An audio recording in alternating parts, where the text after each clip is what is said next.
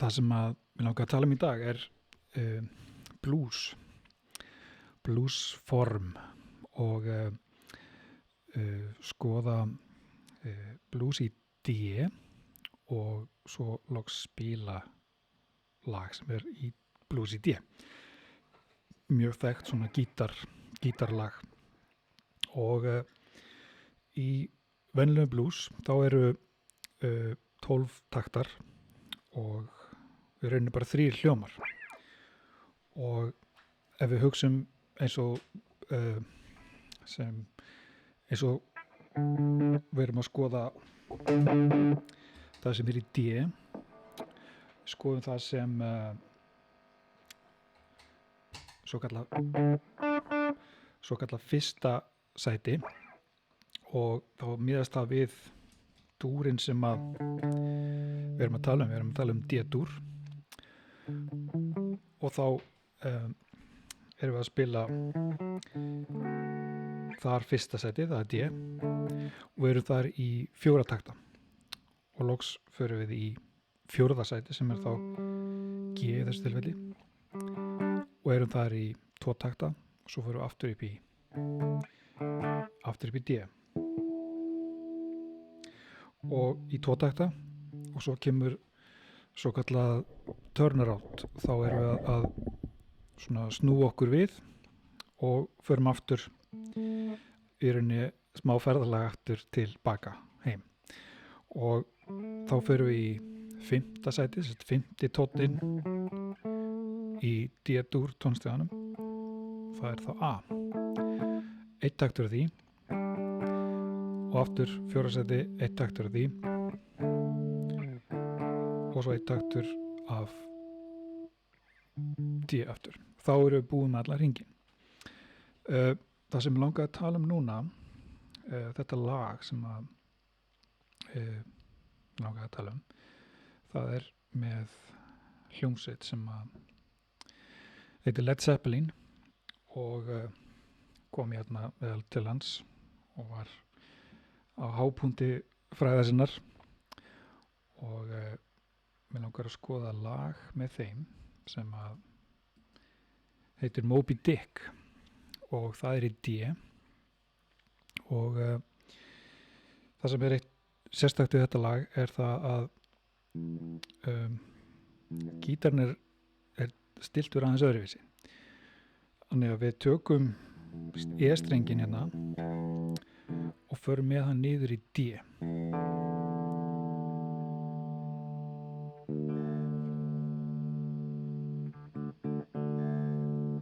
Og hérna stilla þessi tjúnurnu til þess að hafa þetta svona nákvæmt.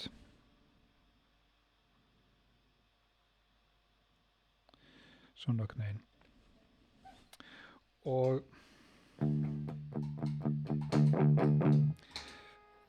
Moby Dick lagið er mjög sérstakt að því litum til að í því er alveg svaðalegt og langt trommusóló sem er bara æðislegt og þetta lag er samið af John Paul Jones bassaleikara og Jimmy Page gítarleikara og John Bonham trommuleikara og John Bonham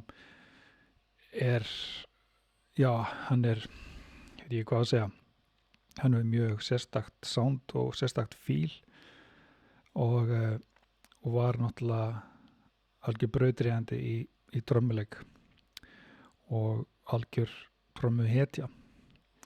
Þannig að það er virkilega gaman að skoða þetta lag og ætla að reyna að vippa hérna upp nótum að þessu. Það er þetta nú, veit það.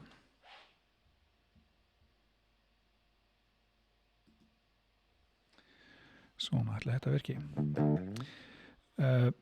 Þarna erum við með efst uppi erum við með D-dúrin hérna í heilli línu og kannski prófum bara hérna svart frekar.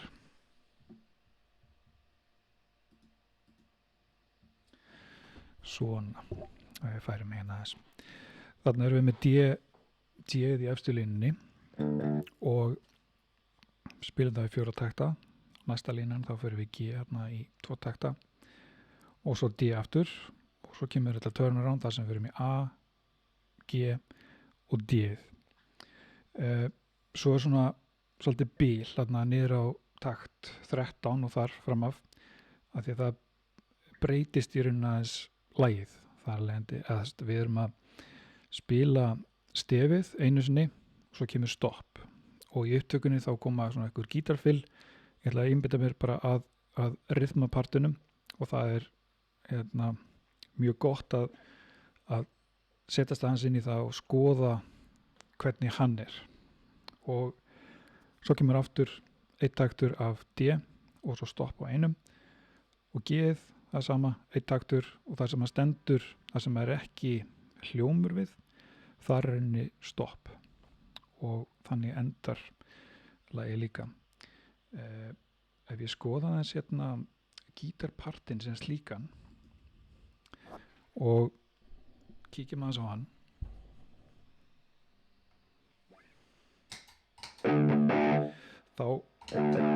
þá er þetta sem sagt djúpur E eða djúpur D er sem sagt svona, við spilum djúpan D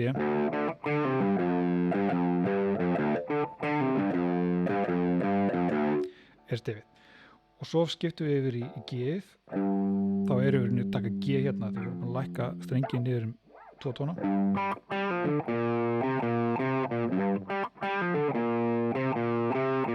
og svo D aftur og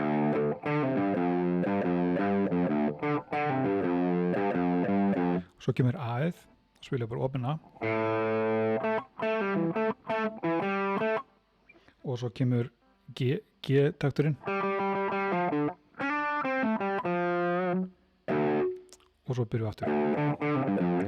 Þannig að prófum þetta og prófa að spila hérna með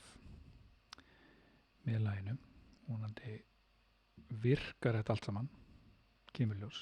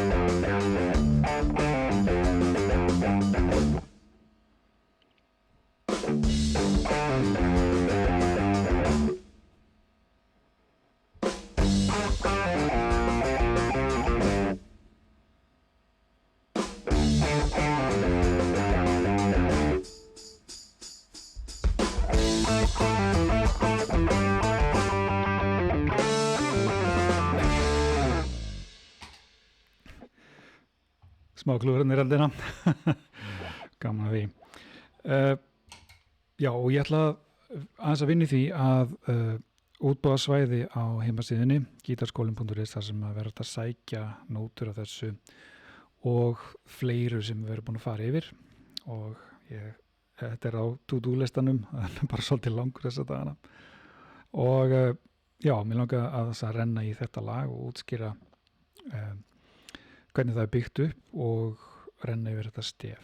Þannig að þetta er eitthvað sem er nauðsynlegt fyrir alla gítarleikara að kunna og kannski átta sig á þessu litla trikki að við séum að stilla eitt streng aðeins neðar.